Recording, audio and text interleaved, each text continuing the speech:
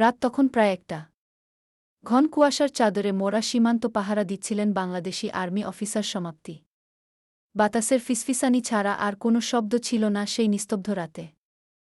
হঠাৎ ওয়্যারলেসে ভেসে এলো জরুরি বার্তা, সীমানার কাছে সন্দেহজনক শব্দ।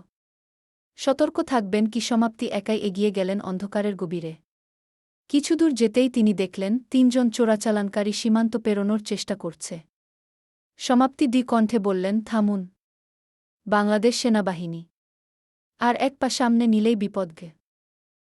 তারা পালানোর চেষ্টা করতেই সমাপ্তি একাই তাদের পথ আটকে দাঁড়ালেন। দ্রুত ওয়্যারলেসে সহায়তা চাইলেন। মাত্র কয়েক মিনিটের মধ্যেই পুরো দল এসে পৌঁছাল। ৩ জন চোরাচালানকারী ধরা পড়ল। বেসক্যাম্পে ফিরে সবাই যখন সমাপ্তিকে অভিনন্দন জানাচ্ছিল, তিনি শুধু হেসে বললেন, আমি কিছুই করি নাই। দেশের মাটির জন্য যেটুকু পারি, এটাই আমার গর্ব। সেই কুয়াশাচ্ছন্ন রাতের নীরবতা সাক্ষী ছিল বাংলাদেশি আর্মি অফিসার সমাপ্তির অটল সাহসের।